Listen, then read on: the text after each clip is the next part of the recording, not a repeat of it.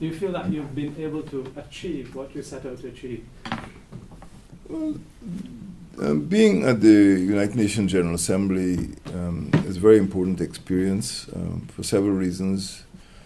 First, it enables the government to put before the world its opinions, its views, its policies on a range of matters. Second, it allows us to hear from other states what their concerns are in the international community. Third, it gives us the opportunity to interact. And many of the very important meetings take place on what we call the margins. In fact, probably more meetings go on in the margins than in the auditorium.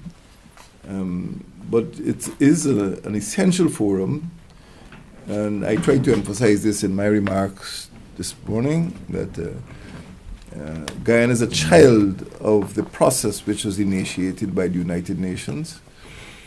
It is a state that came into being in the post-war years, and we look to the United Nations for protection. We are one of the small states of the world, a population of 750,000, and there's no other place we can go for protection other than the United Nations. And I emphasize this role. 21 years ago, a resolution was passed emphasizing the role and place of small states. And it is my view that that resolution is a manifesto. It is a commitment that the United Nations made to states like ours. So we should have eternal protection from this body. So we cannot disengage. So I would say, in a nutshell, those were the major elements of our participation. We were able to build new friendships. We were able to consolidate old friendships. We were able to learn of some of the problems of other states, and we were able to emphasize the big problems affecting our own country. And as a result of that, we go back to Georgetown confident that Guyana's place in the international community has been more clearly defined, and that the issues which concern us, particularly the issue of security and bilateral and multilateral relations, would be better developed, for the benefit of us all. Certainly within the Caribbean community, within the Union of South American countries, and within the United Nations.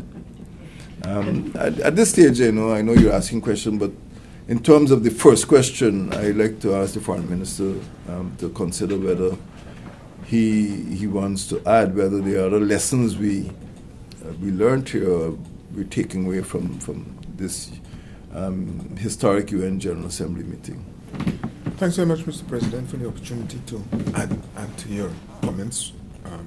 I think there are two other points I'd like to add or complement what you said. One is, of course, that in addition to the primary goal that we have set ourselves, there are also some other things that this meeting involves for us. One is the preparation for the Commonwealth heads, the CHOGM heads in Malta in November, and so there have been preliminary meetings in that regard.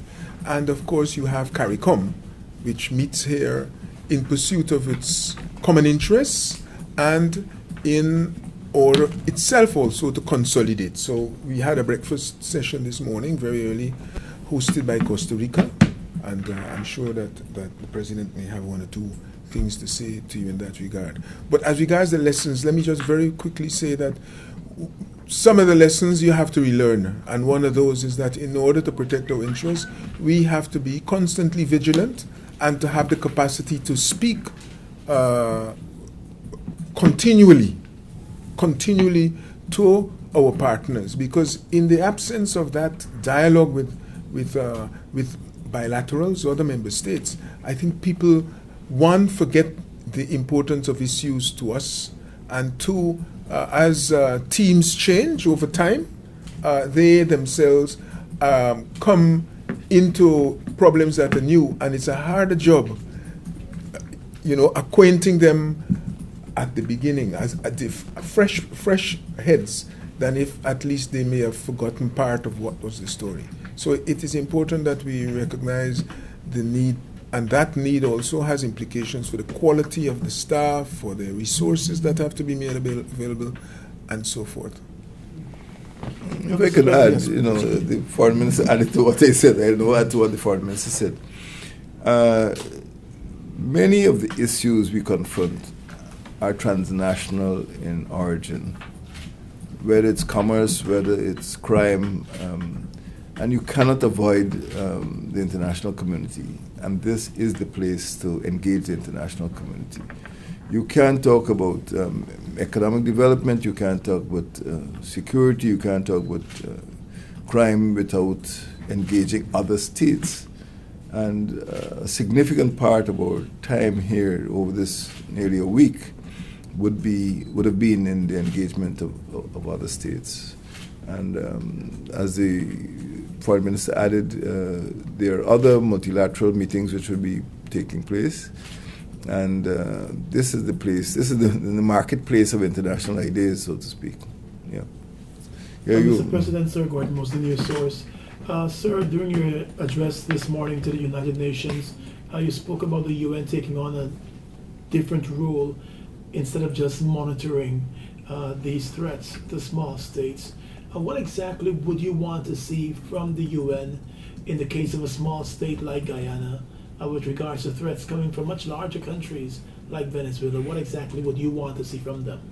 Well, the exact words I used was maintaining rather than merely monitoring. There must be some collective security mechanism. It mustn't be passive. They mustn't wait until an invasion is taking place. They mustn't wait until gunboats have been sent into our waters.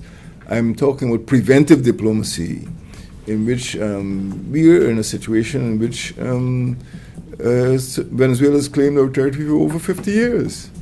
So it's been unraveling in slow motion. I mean, the whole world knows that Venezuela has been maintaining pressure on us.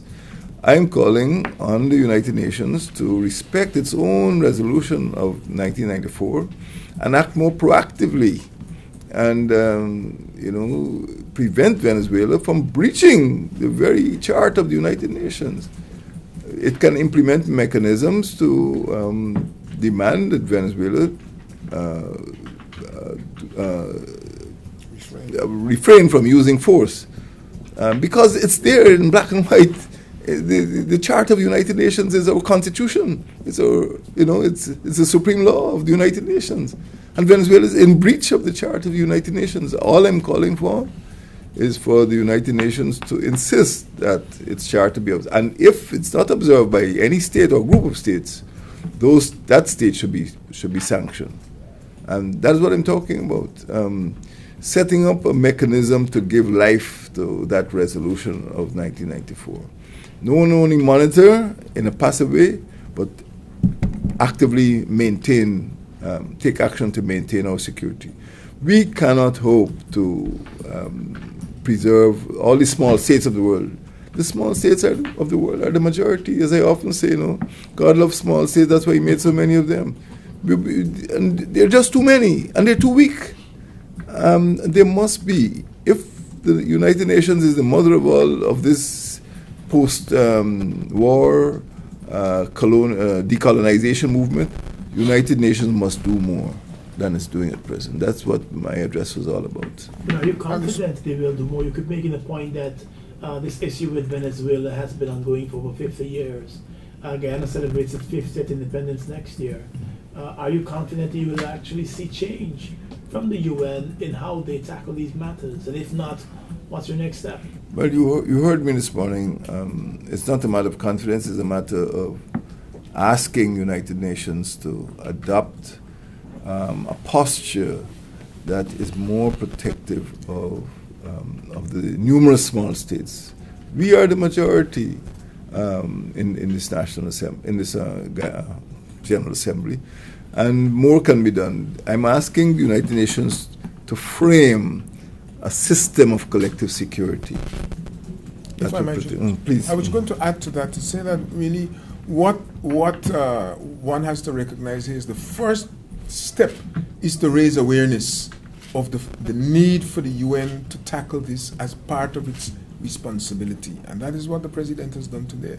The successive steps will involve, for example, mobilizing those small states and the larger ones who have an interest in fairness to ensure that decision-making reflects these concerns. What has happened so far?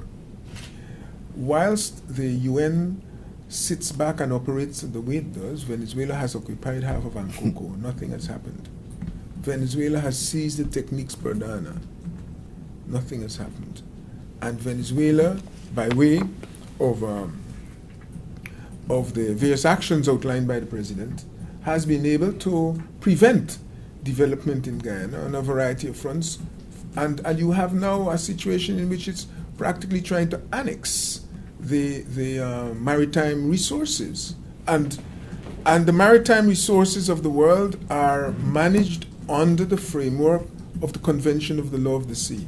The UN has said absolutely nothing in this regard, although the Venezuelan action, backed by force, actually conflicts with the rules set out under the Convention of the Law of the Sea. So what the President is calling upon them is to recognize that we are seeing that they're not doing what they're supposed to do, and the next step is to make sure that the decision-making process, if the Secretary General's office or those who govern and man the Security Council are not prepared to do their work, then one has to go to the Assembly and use the votes that are available to small and vulnerable states.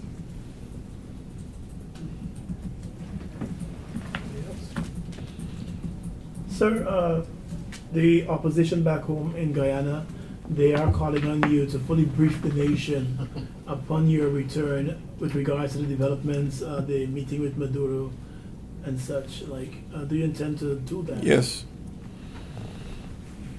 Could you say how soon? We have committed ourselves to a path of inclusivity.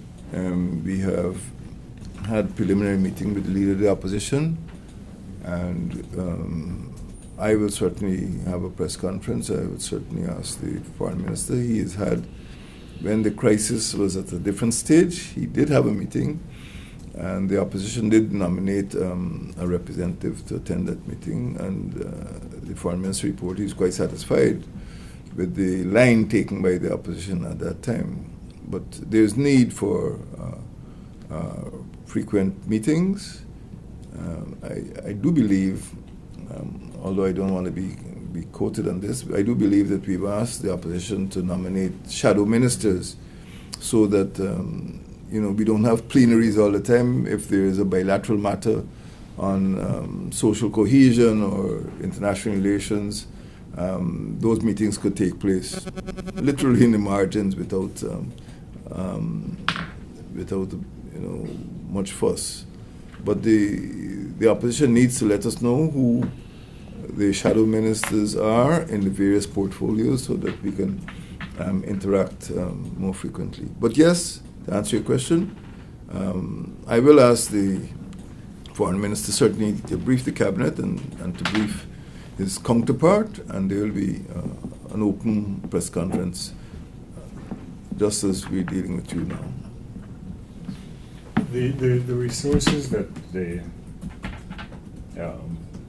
Venezuelan controversy has been taking from the country must be very high. What kind of resources have we in Guyana been putting to ensuring that people understand and get the message? And what's the cost of that? Well, Mr. President, I don't think that we can put a cost to that right now.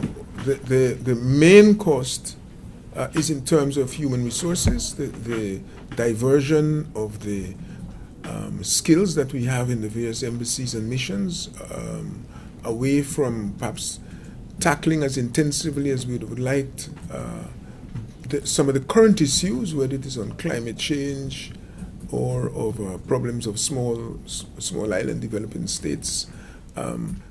We have to share now resources across a spectrum of things. The most important of which now arises is in Venezuela, is in relation to the border controversy. But it, of course, does have pretty hefty financial costs in terms of having now to fund more staff who will now be going to our embassies and missions in order to help us to cope with this issue. And if you yourself know that to bring a small team to New York for a few days, you're talking about hundreds of thousands, if not millions of Guyana dollars each time. And if it's a delegation to an event like this, which has the advantage of having many of the interlocutors present in one site, if that is expensive, you imagine how much worse it will be when this event is over and we have to follow up by sending 3 or 4 individuals to different capitals at different times of the year. It's an expensive operation and bears very heavily on us. So while you're at that, could you say how soon new ambassadors will be appointed to diplomatic posts around the world? How soon new ones will be appointed? Well, the first new one that will be appointed soon will be to Venezuela, if the president of Venezuela keeps his promise. And He had promised that within 2 weeks, so that is when it'll start. And the others? The others will be done sequentially over the next few weeks. Don't worry. Has the We will government- not leave these places empty. Over the next week, sir, the U.S. ambassador will be presenting his credentials. Sir, could you say whether or not Guyana has identified a new ambassador to the United States, one of your key partners, even as you look to Venezuela and everything that's going on?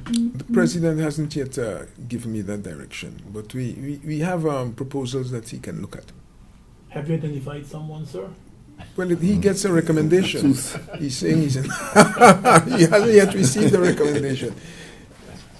When I receive the shortlist, the matter will be determined and it will be taken to cabinet.